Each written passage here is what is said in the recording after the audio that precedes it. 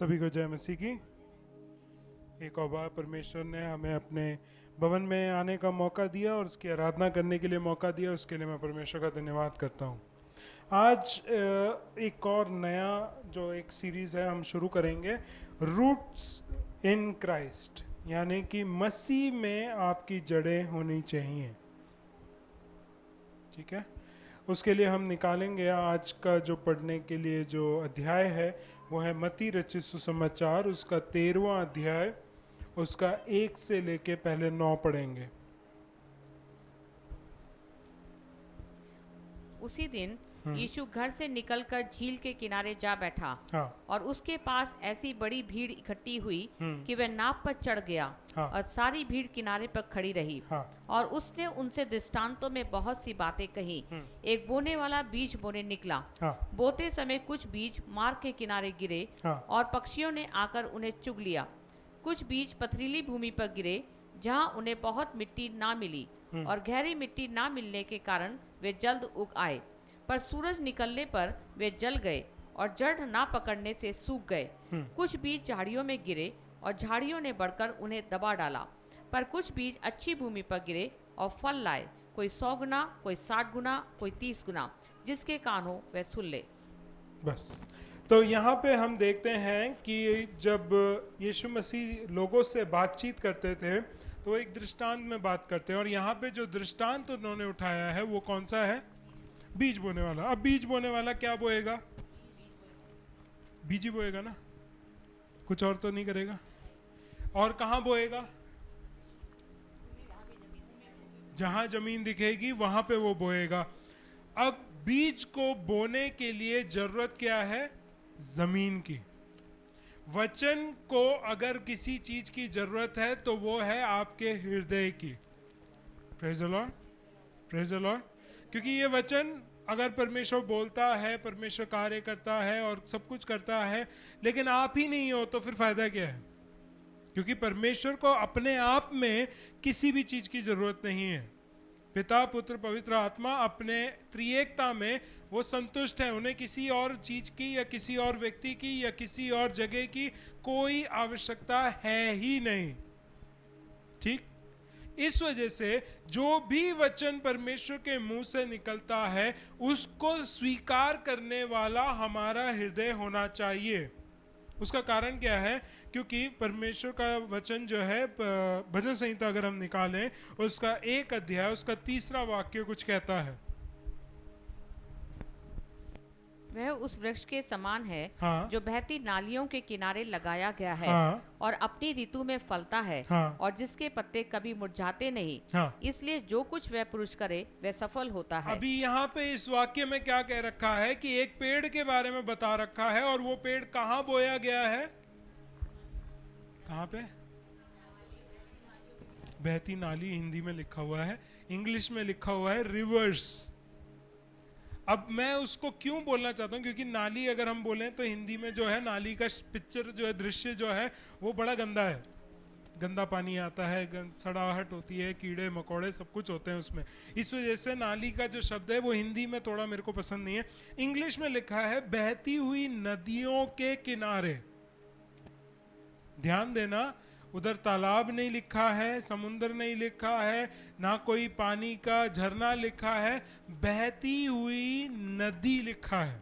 उसका कारण है हमेशा परमेश्वर के वचन का एक फ्लो होना चाहिए। आपने एक वचन सुन लिया और बोले कि एक वचन मैंने सुना था, उसके द्वारा मुझे उद्धार मिला था और वही वचन मेरे लिए काफी है, अगर बोल दिया तो खत्म। तो आप उस पेड़ के समान नहीं है जो नदी के किनारे लगे हैं। इसीलिए बपतिस्मा लेने के बाद लोगों को हम बोलते हैं संगति में लगातार आते रहो, ताकि तुम्हें ये जीवन के जल का भाव हमेशा तुम्हारे जीवन में बहता रहे। Praise the Lord. और कोई चीज नहीं है जिसके द्वारा आप अपने आत्मिक जीवन को जीवित रख सकते हैं। Praise the Lord. यहाँ पे यीशु मसीह का वो वचन याद आना चाहिए कि परमेश्वर यीशु मसीह के पास शैतान आया और उसकी परीक्षा लिया। सबसे पहली परीक्षा क्या ली कि तू अगर भूखा है तो इन पत्थरों को तू आज्ञा दे, ये रोटी बन जाएंगी। यीशु मसीह ने क्या बोला कि मनुष्य परमेश्वर के वचन से ही जीवित रहता है। वो इसी कॉन्टेक्स्ट में बोल रहा है कि अगर आपका आत्मिक जीवन आपको सही में जीवित रखना है, फलदायक रखना है, मरते कभी मुरझाने नहीं है, तो आपकी जड़ें एक ऐसी नदी जो बहती है उसमें होनी चाहिए। Praise Lord. तो अब उस बात को अगर हम समझ गए हैं तो एक बीज को क्या क्या चीज की जरूरत है? पानी, जमीन और रोशनी। खाद इतनी जरूरी नहीं है। पहले के जमाने में खाद नहीं हुआ करता था, अब के जमाने में जमीन ही इतना फल नहीं दे रहा है तो उससे फल निकालने के लिए खाद और डालते हैं, पेस्टिसाइड डालते हैं, वगैरह वगैरह वगैरह वगैरह। लेकिन एक बीज को जो जंगल में भी है, उगती है, उसको कभी खाद डालते हुए नहीं दिखा है। उसको सिर्फ चाहिए जमीन, उसको चाहिए पानी, उसको चाहिए रोशनी। ठीक है। अब इस वचन को जब हमने पढ़ा है उसमें यीशु मसीह भी इसी बात को निर्धारित करते हुए बताते हैं कि बीज तो है, परमेश्वर का वचन जो है वो बोने वाला जो है वो बोने के लिए निकल गया है, लेकिन जमीन जो है वो 4 प्रकार की है। तो हम उन चारों जमीनों को देखने के लिए जाएंगे। पहला जमीन जो है मत्ती रचित सुसमाचार उसका 13वां अध्याय उसके 19वें वाक्य में हम देखेंगे। जो कोई राज्य का वचन सुनकर हाँ, नहीं समझता, हाँ, उसके मन में जो कुछ बोया गया था, हाँ, उसे वह दुष्ट आकर छीन ले जाता है। हाँ, ये वही है जो मार्ग के किनारे बोया गया था। Praise God. कई लोग हैं जो लोग वचन को सुनते जरूर हैं, लेकिन होता क्या है उनके साथ? क्या लिखा है? वो क्या कहाँ चले जाते हैं? नहीं, सुनते हैं, उसके बाद क्या लिखा है? सुनकर वो नहीं अगर समझते। रीजन क्या है? वो वचन जाने का कारण क्या है? क्योंकि मुझे समझ में ही नहीं आया।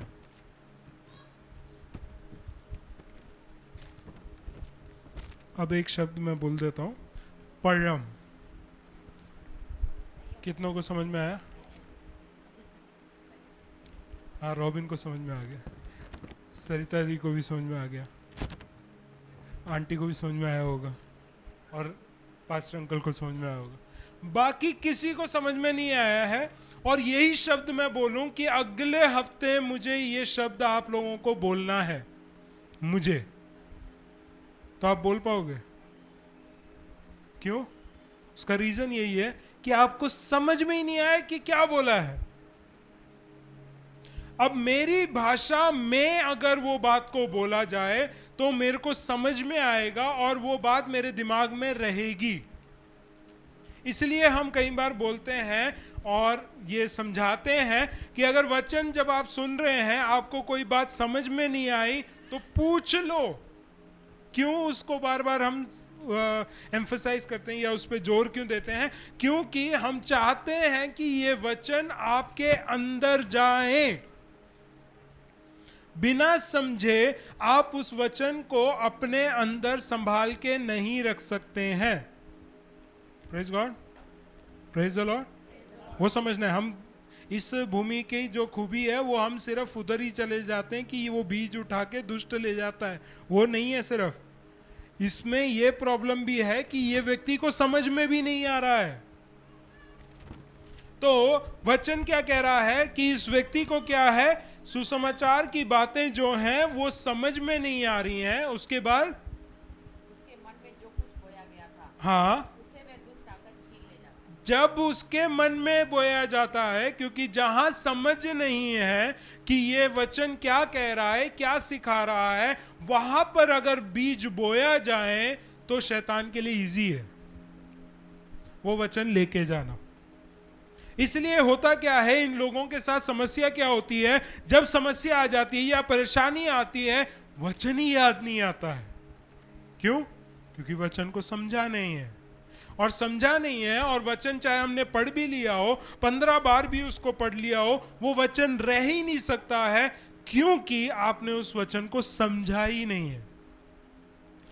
तो सबसे पहले हमें, अगर हम इस कैटेगरी के हैं तो हमें सबसे पहले क्या करना है, जो भी वचन हम पढ़ते हैं उसको समझने की कोशिश करें, ठीक है। क्योंकि इससे होता क्या है कि हमें अज्ञानता में हम बहुत कुछ गलत कर जाते हैं। क्यों अज्ञानता क्यों होती है? क्योंकि मुझे पता ही नहीं है। मुझे जब समझ में ही नहीं आया तो मुझे पता ही नहीं है, और मैंने जब कर दिया तो मैं अपने अज्ञानता में वो गलतियों को कर रहा हूं।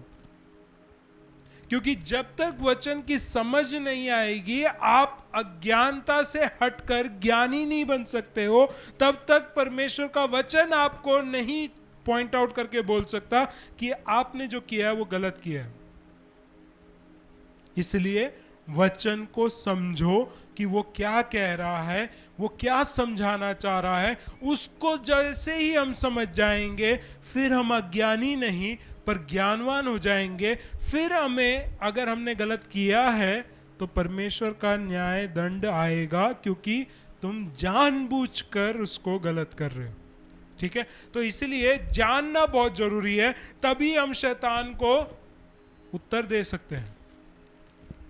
Praise the Lord. जब हम जानते ही नहीं तो शैतान को क्या जवाब देंगे? जब वो सवाल पूछेगा, वो कहेगा कि तेरे बस की नहीं है बेटा पवित्र रहना, क्योंकि मैं तेरे पापों को जानता हूं।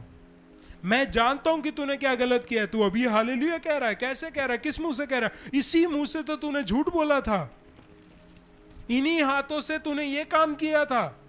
इससे अब ताली बजा रहा है, अब हाथ उठा के गाऊंगा, गा रहा है तू। कैसे? क्योंकि शैतान वो हमारी बातों को जानता है। लेकिन अगर हम परमेश्वर के वचन को पहचानते हैं, समझते हैं, जानते हैं, तो हम उसको जवाब दे सकते हैं, मेरा अविश्वास योग्यता मेरे परमेश्वर को नहीं बदलता है, वो विश्वास योग्य है। अगर मैं पश्चाताप करूं, मैं अपने पापों को अंगीकार करूं, वो इस बात में विश्वास योग्य है कि वो मेरे पापों को क्षमा करता है, और उस क्षमा को प्राप्त करके मैं परमेश्वर की आराधना करता हूं। Praise the Lord. तो पहला हृदय हमने, या पहला जमीन जो भूमि है, ये इस भूमि में फल आया है लिखा है नहीं, जड़ पकड़ा है लिखा है नहीं। क्योंकि बीज को जब बोया जाता है, उस बीज को वहां पे मरना पड़ता है, मतलब बिल्कुल अधिकाई से उसको बसना पड़ता है उस जमीन के अंदर। जब वो अपने वजूद को पूरी तरीके से मिट्टी के साथ मिला लेता है, तब जड़ें एक तरफ से निकलती हैं, जिसको जर्मिनेशन बोलते हैं इंग्लिश में, मुझे इसका हिंदी नहीं पता है। तो जर्मिनेशन में होता क्या है कि बीज के दो भाग निकलते हैं। एक जो है अंकुरित होता है, ठीक है, वो अंदर से हमें शब्द मिला है। तो अंकुरित जब होता है तो एक हिस्सा जो है जड़ के रूप में जाता है, और एक जो हिस्सा है वो धड़ के हिस्से में बन जाता है, ऐसा होता है ना, ठीक है। तो जो रूट्स हैं वो जमीन के अंदर चली जाती हैं, और जो स्टेम होता है वो बाहर को आती हैं, जिसमें पत्ते लगते हैं, और जो बाकी पोषण है वो जो पत्तों से मिलता है वो उस पौधे को बनाए रखता है, और जड़ों से भी जो पोषण मिलता है वो भी उस पौधे को बनाए रखता है। तो यहाँ पर हम देखते हैं कि पहले जमीन पर, यानी कि जो मार्ग का रास्ता है, उसमें बीज को बोने के बाद उसको जड़ पकड़ने का तो टाइम मिला ही नहीं, क्योंकि भूमि को समझ में ही नहीं आया ये मेरे अंदर जाना चाहिए।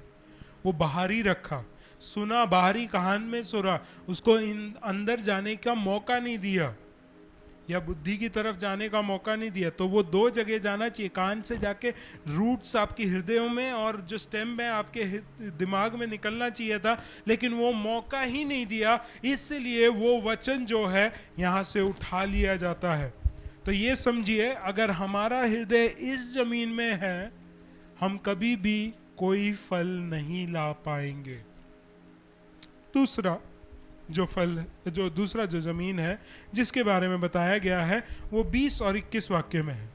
और जो पथरीली भूमि पर बोया गया, हाँ, ये वे है जो हाँ, वचन सुनकर तुरंत आनंद के साथ मान लेता है। अभी क्या है, ये वाले लोग बहुत ही अच्छे हैं। ये कलीसिया आते हैं, ये वचन सुनते हैं और बहुत आनंदित हो जाते हैं कि आज का वचन बहुत अच्छा था, है। अब ये सुन के लोग आके मेरे को बोलना बंद कर देंगे शायद कि आज का वचन बहुत अच्छा था, बोलना बंद कर देंगे शायद, क्योंकि ये वो लोग वैसे हैं कि सुनकर आनंद उठाते हैं। आज जो पॉइंट बोले थे ना, वाह, जो शब्द आपने यूज किया था, जो वॉइस मॉड्यूलेशन, जो तरीके से इंपैक्ट डाला था, बहुत अच्छा था। फिर आनंद उठाते हैं, फिर वचन सुनकर तुरंत आनंद के साथ मान लेता है, हाँ पर अपने में जड़ ना रखने के कारण हाँ। वह थोड़े ही दिन का है। हाँ, अभी क्या है कि ये लोगों ने आनंद के साथ सब कुछ सुन तो लिया, मान तो लिया, हाँ ये जो आप कह रहे हो ना बहुत बढ़िया कह रहे हो, सही कह रहे हो पास्टर जी, लेकिन जड़ पकड़ने नहीं दिया है। मतलब बीज कहीं ना कहीं जमीन के अंदर गया था, लेकिन जड़ ही निकलने का टाइम नहीं दिया गया, या मौका ही नहीं दिया, अवसर ही नहीं दिया कि ये वचन में मैं बना रहूं, वो अवसर ही नहीं दिया है। वचन बहुत अच्छा था, वचन सुना, उस समय बहुत प्रभाव हुआ, बहुत रोया, बहुत पश्चाताप करके प्रार्थना किया, लेकिन वो वचन जड़ नहीं पकड़ा है तो फायदा नहीं है। क्या हुआ है? जड़ नहीं पकड़ा, फिर क्या हुआ आगे? वह थोड़े ही दिन का है, थोड़े ही दिन का है, और जब वचन के कारण और वचन के कारण कलेश या उपद्रव होता है। हाँ, अभी प्रॉब्लम कहाँ आती है कि जब वचन के हिसाब से आपको अपने जीवन में कुछ बदलाव करना पड़ेगा, और उसके वजह से जो मुझे प्रॉब्लम होगी, तो क्या होगा? तो तुरंत ठोकर खाता है। हाँ, तो फिर एकदम से गिर जाता है कि ये वचन मेरे से नहीं होगा, क्योंकि मेरा व्यवसाय ऐसा है, मेरा कार्य ऐसा है, मेरे घर के लोग ऐसे हैं कि मेरे को प्रेम दिखाया नहीं जा सकता है। क्यों? क्योंकि वो प्रेम नहीं दिखाते, वो गाली बकते हैं, इसलिए मैं भी गाली बकता हूं, या वो मारधाड़ पे आ जाते हैं तो इसलिए मैं भी मारधाड़ पे आ जाता हूं। तो ऐसे लोग क्या हैं कि वचन जब कलीसिया में सुनाया जाता है, बहुत अच्छी बात है, बहुत अच्छा है, ये ऐसा होना चाहिए, वैसा होना चाहिए, प्रेम हमें ऐसे करना चाहिए, क्षमा हमें ऐसे करना चाहिए, बहुत सही बात बोलिए पास्टर जी, बहुत अच्छा वचन है, ये मेरे लिए था, मेरे को छुआ, आज मेरे को बदला है, बहुत कुछ किया है। लेकिन अगर वचन आपके अंदर जड़ नहीं पकड़ा है, जैसे ही ये वचन के हिसाब से आपको कार्य करने की परिस्थितियां आएंगी, आप वहां पे गिर जाएंगे, आप वहां पे प्रेम नहीं दिखा पाएंगे, आप वहां पे क्षमा नहीं दिखा पाएंगे, आप वहां पे उदारता नहीं दिखा पाएंगे, आप वहां पे दयालु नहीं बन पाएंगे या नम्र नहीं बन पाएंगे। क्यों? क्योंकि वो वचन आपने सुनकर कानों के लिए अच्छा था, लेकिन हृदय तक नहीं पहुंचाया। Praise the Lord, praise the Lord. तो ये मोमेंट्री जो खुशी मिलती है, उससे खुश ना हो, क्योंकि वो खुशी के द्वारा आप मसीह को अनुभव नहीं कर पाते हो। आप मसीह के बारे में सुनते हो, सुनकर आनंद नहीं कहूंगा, खुशी मिलती है, लेकिन वो खुशी आनंद में तब्दील नहीं हो पाती है, क्योंकि वो बातें आपके अनुभव में, आपके जहन में नहीं जा रही हैं, उतर कर आपको पकड़कर आपको पूरी तरीके से हिला नहीं रही है, आपको पूरी तरीके से ट्रांसफॉर्म नहीं कर रही है, बदलाव नहीं लेके आ रही है। इस वजह से हमारा हृदय जो है हमेशा क्या कह रहा है? यूहन्ना रचित सुसमाचार उसका 16वां अध्याय उसका 33वां वाक्य पढ़ेंगे।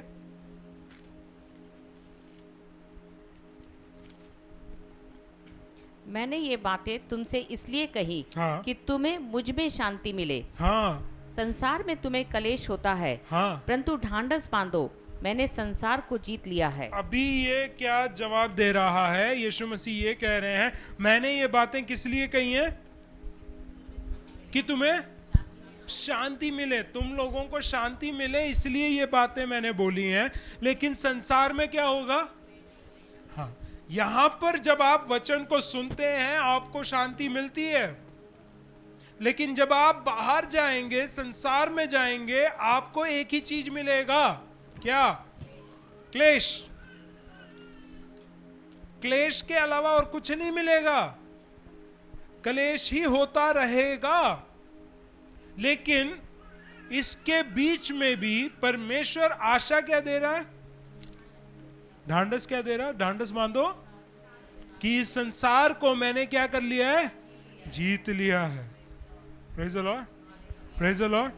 तो अगर हम दूसरे प्रकार के जमीन हैं तो आपको ये वचन समझ में आना चाहिए कि मेरे वचनों के द्वारा, यानी कि परमेश्वर के वचनों के द्वारा आपको शांति मिलती है। लेकिन जब क्लेश आता है तो आपको टूटना नहीं है, गिरना नहीं है, बिखरना नहीं है, लेकिन उस जगह पर ढांढस बांधना है, क्योंकि परमेश्वर जिसके पीछे आप चल रहे हैं, जिसके विश्वासी आप अपने आप को कहते हैं, या जिसकी संतान आप हो, वो इस संसार के ऊपर जयवंत है।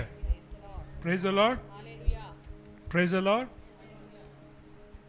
ऐसे लोगों को इसलिए समझा रहा हूं क्योंकि परेशानी आएगी। आप वचन सुनते हो, आप संगति में आते हो, आराधना करते हो, प्रार्थना करते हो, उपवास रखते हो, लेकिन क्लेश के समय में अगर आप बिखर जाते हो तो परमेश्वर के फलों को आपके जीवन में भी नहीं पाया जाएगा, क्योंकि आपकी जड़ें नहीं पकड़ी गई हैं। Praise the Lord. मुश्किल है थोड़ा सुनना, ठीक है, कोई बात नहीं, लेकिन हम उसके साथ साथ उपाय भी दे रहे हैं कि कैसे निकलना है। तीसरा व्यक्ति, 22वां वाक्य, जो झाड़ियों में बोया गया, जो झाड़ियों में बोया गया, ये वह है, ये वो लोग हैं जो वचन को सुनता है। अब ये ध्यान देना, ये पहले और दूसरा और जो तीसरा व्यक्ति है, ये वचन को सुनते जरूर हैं, ध्यान देना, वचन को सुनते हैं जरूर, पर इस संसार की चिंता, लेकिन क्या है प्रॉब्लम, वचन से ज्यादा प्राथमिकता और स्थान किसको दे रखा है, संसार की चिंताओं और धन का धोखा, और धन का क्या है, धोखा, धोखा, और वचन को दबाता है। और वो क्या करते हैं, ये दो चीजें, संसार की चिंता, मैं क्या खाऊंगा, पीऊंगा, पहनूंगा, मेरे बच्चे क्या पहनेंगे, खाएंगे, कहाँ रहेंगे, कैसे पढ़ेंगे, कैसे रहेंगे, कैसे उनकी शादी होगी, कैसा उनका जीवन होगा, कैसा उनका भविष्य होगा, ये चिंता। उसके साथ साथ क्या आता है, हाँ, ये दोनों साथ साथ आते हैं, ये बाय 1 गेट 1 फ्री है, कि आपने एक खरीद लिया है। संसार की चिंता अगर आ गई है तो उस चिंता का समाधान हम कहां ढूंढते हैं, कि मुझे पैसा कमाना है। Praise the Lord. मैं क्यों पैसा कमा रहा हूं, ताकि मेरी जो चिंताएं हैं उनका समाधान हो जाए। तो जब हम ऐसे जिएंगे तो होता क्या है, जो वचन जड़ पकड़ने की कोशिश कर रहा है, इसमें भी ठीक से नहीं पकड़ा है, उसको भी क्या कर देंगे, दबा देंगे। तो ऐसे लोगों के मुंह से क्या आता है, वचन जब पासवान उनको बोलेंगे कि वचन ये कहता है, ये ऐसे मत किया करो, वचन सब हम एक साइड में रखते हैं। पास्टर जी, हमें परिवार को चलाना है, और परिवार को चलाने के लिए मुझे काम करना बहुत जरूरी है। क्यों हर कोई संडे नहीं आ रहा है, संडे भी हम जॉब क्यों कर रहे हैं, परिवार चलाना है, जॉब है, जॉब से निकाल देंगे तो फिर मेरा जीवन कैसे चलेगा, मेरे परिवार का जीवन कैसे चलेगा, मेरे बच्चों का जीवन का क्या होगा, उनकी पढ़ाई का क्या होगा, उनका भविष्य का क्या होगा, ये सब सोचकर बहुत सारे लोग संडे नहीं आ रहे हैं। अब आप बोल रहे होंगे, अच्छा हाँ आपका तो छुट्टी होता है संडे को, इसलिए आप बड़े दिल खोल के बड़े ही जोश के साथ बोल सकते हैं। मैं सच्ची कह रहा हूं कि अगर आप अपने नौकरी के जगह पे भी ये बोलें, ठान के बोलें, संडे नहीं आऊंगा, काम करवा सकते हो तो रख लो, तो देखो अगर या तो निकाल देंगे तो परमेश्वर एक और रास्ता खोलेगा।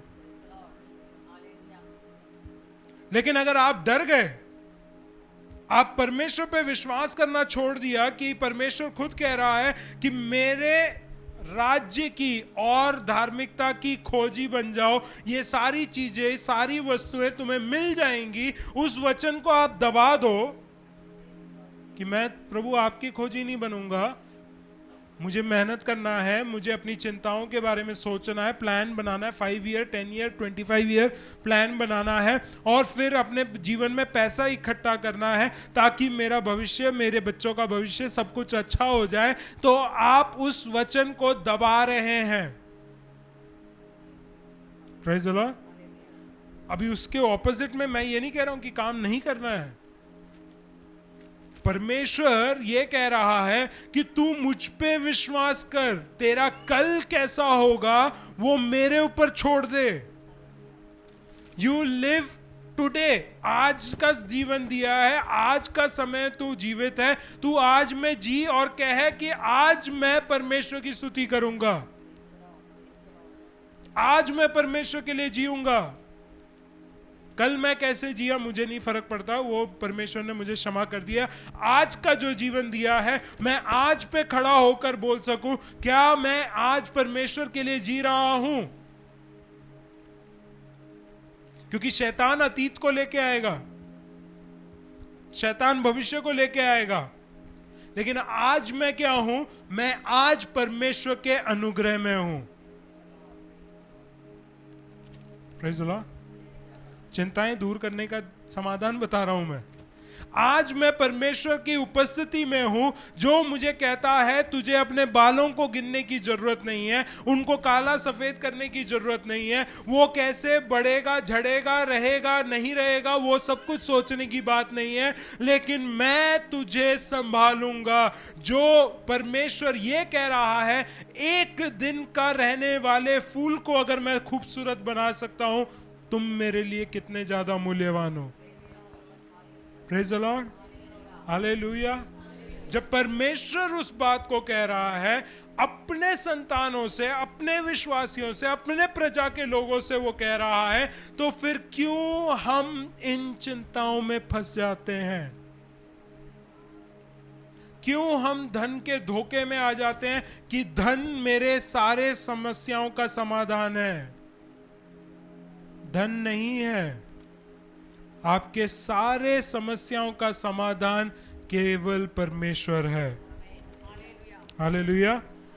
इसलिए ये जो जमीन है, इस जमीन के साथ होता क्या है कि वह गलत बातों के और अपने दिमाग को लगाए रखता है, इसलिए वो अस्वस्थ रहता है ये जमीन। और इस जमीन में बाकी चीजों को भी उगने का मौका दिया जा रहा है। चिंताएं बड़ी हो जाती हैं, कांटे बड़े हो जाते हैं, परेशानियां बड़ी हो जाती हैं, परमेश्वर को हम छोटा देखना शुरू कर देते हैं। इसलिए इस जगह पे भी एक अच्छे फल का उगना नामुमकिन है। फिर कैसा जमीन होना चाहिए? वचन कहता है 23वें वाक्य में, जो अच्छी भूमि में बोया गया, जो अच्छी भूमि में बोया गया, ये वह है जो वचन को सुनकर समझता है। देखो शुरू में ही वो क्या कह रहा है? वचन को सुनकर क्या करता है? वो समझता है, अंडरस्टैंड्स इट। जो वचन आप सुनते हैं, क्या आप उसको समझते हैं? जब मैं बोलता हूं कि आप यीशु मसीह के जैसा बनना है, तो क्या समझते हैं? शरीर में अगर वो गोरे थे तो मेरे लिए तो मुमकिन ही नहीं है वो। अगर लोगों की तादाद में जो उसके पीछे चल रहे थे वैसा मेरे पीछे होना चाहिए, तो उसमें भी मैं हार गया हूं। दाढ़ी या बाल या उनके देखने के खूबसूरती में फिर भी मैं गया हूं। हम क्या चीज समझते हैं कि मुझे यीशु जैसा होना है? फिजिकली नहीं कह रहा है, कपड़े के रूप में नहीं कह रहा है, खाने की बातों में नहीं कह रहा है, वो कह रहा है जैसा मन, जैसा स्वभाव, जैसा आत्मा के अनुसार पिता के अधीनता में रहकर नम्र होकर दूसरों की सेवा करने वाला व्यक्ति मुझे बनना है। Praise the Lord. वो है मसीह के जैसा बनना। हम उसको अगर नहीं समझ पाए हैं तो हम गलत रीतियों में चले जाएंगे, गलत बातों में चले जाएंगे, गलत संगतियों में फंस जाएंगे और गलत चीजों को फॉलो करते हुए अपने आप को धार्मिक ठहराते रहेंगे। कैसा जमीन होना चाहिए? 13 का 23 फिर से पढ़ेंगे। वो जो अच्छी भूमि में बोया गया, वह ये है जो वचन को सुनकर समझता है और फल लाता है। अगला मेन इंपॉर्टेंट पॉइंट यही है कि जो सुनता है वो समझता है और उसके बाद क्या करना है? फल लाना है। ऑप्शन नहीं दे रहा है कि फल ला सकता है, फल लाना है। Praise God, praise the Lord.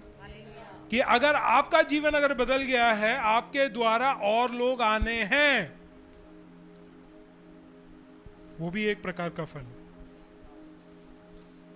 क्योंकि आप उस बात को समझ चुके हैं कि हर एक इंसान को उद्धार पाना है और उद्धारकर्ता केवल एक ही है। पिता के पास पहुंचने का रास्ता एक ही है, वो है, नहीं पता, यीशु मसीह। अगर वो बात आप समझ गए, आप चुप नहीं बैठेंगे, आप लोगों को जाके सुसमाचार सुनाएंगे, आप चाहेंगे कि वे लोग भी आग से बच जाएं। अगर आप उस बात को समझ गए तो, ना समझे तो नहीं कर सकते।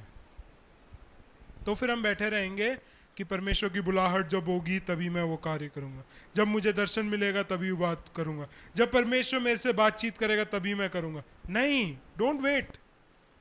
अगर आप इस बात को समझ गए हैं कि परमेश्वर का आना निकट है, समय नहीं है, क्या मैं अपने बच्चों को नहीं बचाऊंगा? क्या मैं अपने पड़ोसी को नहीं बचाने की कोशिश करूंगा? क्या मैं अपने दोस्तों को बचाने की कोशिश नहीं करूंगा? मैं क्या अपने रिश्तेदारों को बचाने की कोशिश नहीं करूंगा? क्योंकि जो समझ गया है उस बात को, वो निश्चय ही फल को लेके आएगा। फिर कोई 100 गुना, कोई 60 गुना और कोई 30 गुना। Praise God. वो ये नहीं कह रहा है कि एक 30 लेके आएगा, 1 into 30 बोला है, 1 into 60, 1 into 100। हम कई बार ये करते हैं, 100 गुना है, 100% बोला है कि तुम अगर एक को लेके आ रहे हो, एक और को लेके आओ, फिर तुम 2 हो गए, अब 2 और को लेके आओ। 100%, 60% कैसे लेके आओगे?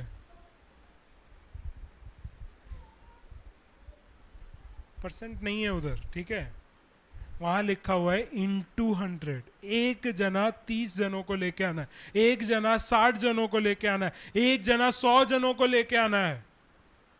आपका जीवन ऐसा होना चाहिए कि जो बीज आपके अंदर बोया है वो इतना फोल्ड काम करना चाहिए।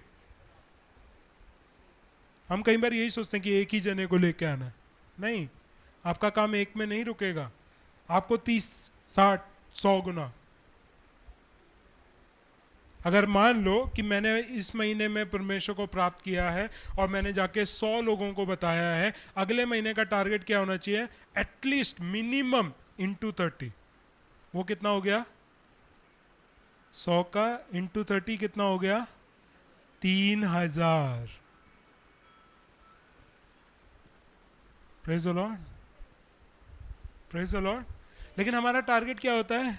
मैंने इस महीने 100 कराया है, अगले महीने में 60 करूंगा, उसके अगले 30 करूंगा, उसके अगले मैं बैठा रहूंगा, है ना? हमारा ग्रोथ प्रिंसिपल ऐसा है क्योंकि लिखा ही ऐसा है, कोई 100, फिर 60, फिर 30। तो हमारा ग्रोथ प्रोग्रेस ऐसे ही जाता है। पहले हम 100% काम करते थे, अब 60% काम करते हैं, फिर 30% पे आ जाते हैं, फिर हम बोलते हैं अब जवान लोग आगे बढ़ेंगे, है ना? ऐसा नहीं है। परमेश्वर ये सिखाना चाह रहा है, जो अच्छी भूमि होगी, जिसने वचन को समझ लिया है, जो मत्ती रचित सुसमाचार अगर हम निकालते हैं उसका 20 अध्याय, उसका 18, 19, 20,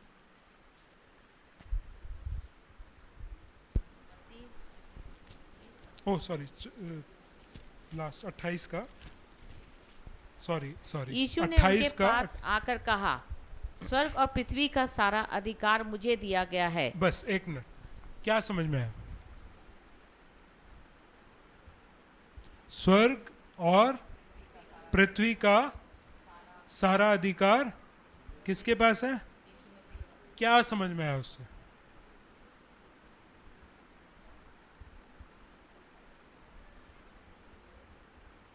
कुछ नहीं आया ना समझ में? पृथ्वी में अगर कुछ भी होगा उसका अधिकार किसके ऊपर है?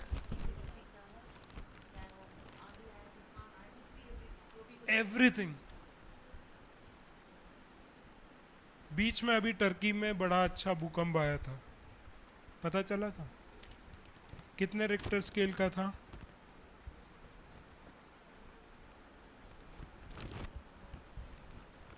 हम जब विश्वासी हो जाते हैं, इसका मतलब ये नहीं है कि दुनिया से हम कट लेते हैं।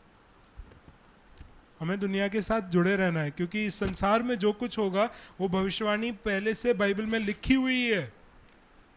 यूफ्रेटिस नदी के बारे में भी लिखा हुआ है, क्या होगा? वो सूख जाएगा, सूखना शुरू हो गया है। युद्ध के बातचीतें हो रही हैं, हो भी सकता है, नहीं भी हो सकता है, नहीं हुआ तो भी कोई प्रॉब्लम नहीं है, लेकिन युद्ध चल रहे हैं। फिर अकाल आने का चांसेस है। चिप बनना शुरू हो गया है, यूज होना शुरू हो चुका है, बॉडी इंसर्शन वाला चिप शुरू हो चुका है। कई देशों में, कई सुपरमार्केट्स में आप बिना चिप के एंट्री भी नहीं कर सकते हैं। वो टाइम आने वाला है। अभी इंडिया में भी धीरे धीरे नोट्स गायब हो जाएंगे, सब कुछ डिजिटल कर देंगे, और फिर डिजिटल करके आपके हाथ में चिप थमा देंगे कि कहीं पे भी घुसा लो, इसी से काम होगा। समय आने वाला है जब परमेश्वर के भविष्यवाणियां जो बाइबल में लिखी हुई हैं वो सारी पूरी होने वाली हैं। हम किस बात का इंतजार कर रहे हैं? प्रभु चिन्ह दिखाएगा, प्रभु भविष्यवाणी करेगा, प्रभु मेरे से बातचीत करेगा, तब मैं करूंगा। उसके लिए वेट कर रहे हो? ये चिन्ह काफी नहीं है? अच्छा जमीन वो है, वो लोग हैं जो वचन को सुनकर समझते हैं।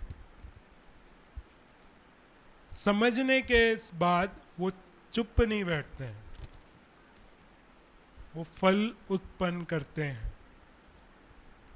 क्योंकि फल उत्पन्न करना ही उस पेड़ का निशानी है। क्योंकि जब हमने भजन संहिता पढ़ा था 1 अध्याय उसका 3 वाक्य, उसमें भी यही लिखा हुआ है कि वह उस वृक्ष के समान है जो बहती हुई नदियों के किनारे लगा हुआ है, और क्या है? और वो अपनी ऋतु में फलता है, अपनी ऋतु में फलता है, और उसके पत्ते कभी मुरझाते नहीं। इसलिए ऐसा व्यक्ति जो भी कार्य करता है वो क्या होता है? इसलिए अगर आपको लगता है कि आपकी पढ़ाई में आपको सफलता नहीं मिल रही है, उसका कारण क्या है? आपकी जड़ें उस नदी के पास नहीं लगी हैं, बहती हुई नदी में नहीं लगी हैं। अगर आपका काम में आपको सक्सेसफुल नहीं हो रहे, सफलता नहीं मिल रही है, उसका कारण क्या है? क्योंकि आप बहती नदी के किनारे नहीं लगाए गए हो। अगर आप अपने परिवार में आशीषित नहीं हो, सफल नहीं हो, क्यों है उसका रीजन? क्योंकि आप बहती हुई नदी के किनारे नहीं लगे हुए।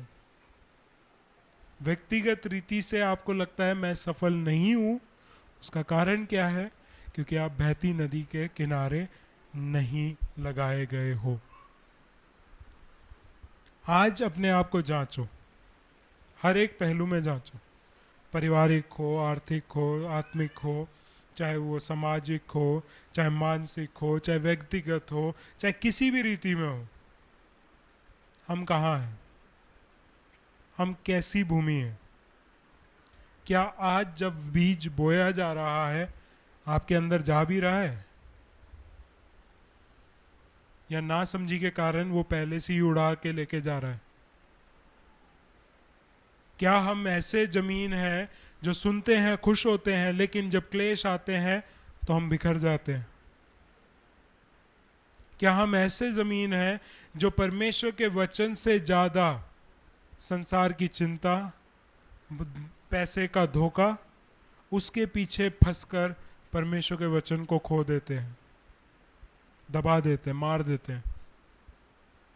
या हम अच्छी भूमि है जो वचन को सुनता है, वचन को समझता है और फल को उत्पन्न करता है?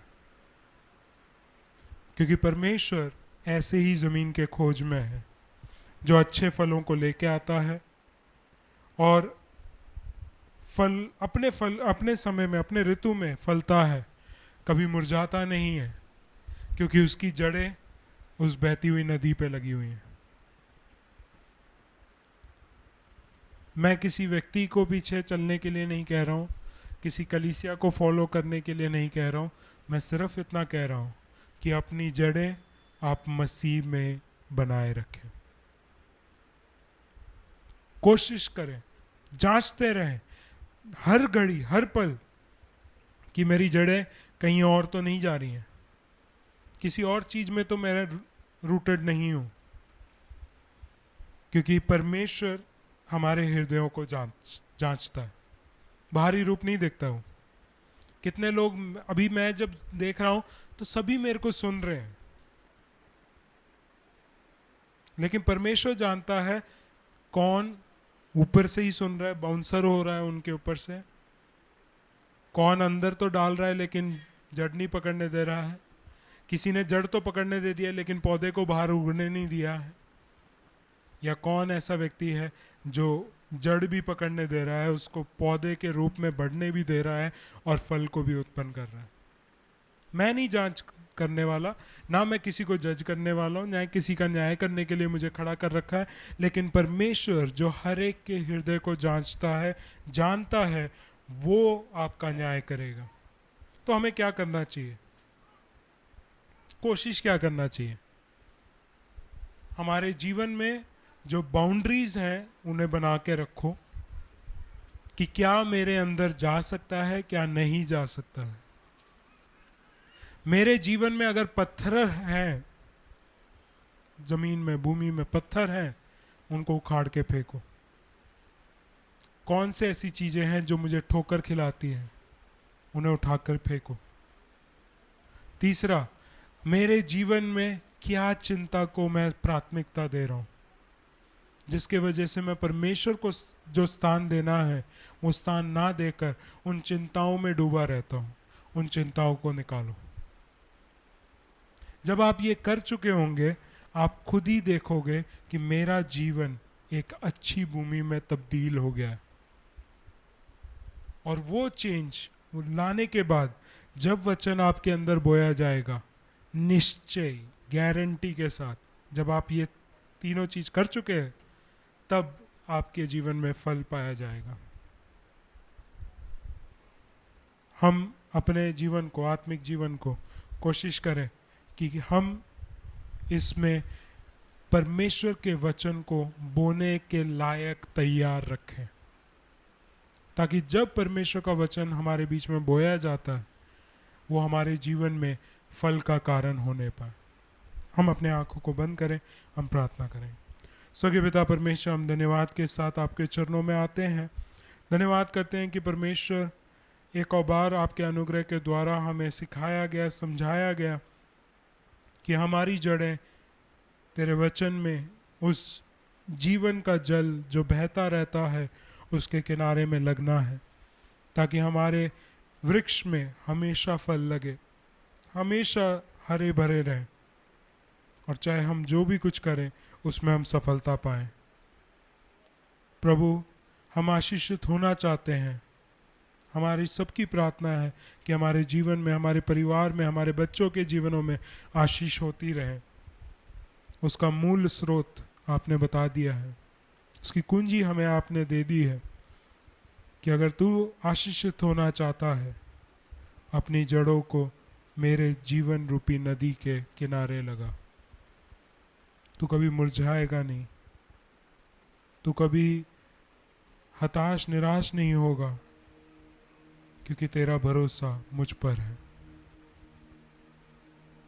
प्रभु, इन वचनों के द्वारा जो भी बातें हमने सुनी है उसको समझने की शक्ति दे, ताकि वो समझकर हम तेरे लिए, तेरे नाम के लिए, तेरे राज्य के लिए, तेरी महिमा के लिए फल को लेके आने पाए। सभी लोगों को जितनों ने अभी तक सुना है, उन सभी को मैं आपके हाथों में देता हूँ। प्रार्थना करता हूँ कि परमेश्वर आप उनको अपने वचन में समझने के लिए, बने रहने के लिए सामर्थ और बुद्धि और ज्ञान देंगे, जिसके द्वारा तेरे नाम को ही आदर, मान, सम्मान मिलने पाए। सारी बातों को आपके हाथों में देते हुए मांगते प्रार्थना विनती प्रभु यीशु मसीह के नाम से। हम आशा करते हैं कि प्रभु ने आपको इस वचन के जरिए आशीषित किया है। इस वचन की आशीष को सिर्फ अपने तक सीमित ना रखें, अपने प्रियजनों को भी शेयर करें। प्रभु आपके साथ रहें। जय मसीह की।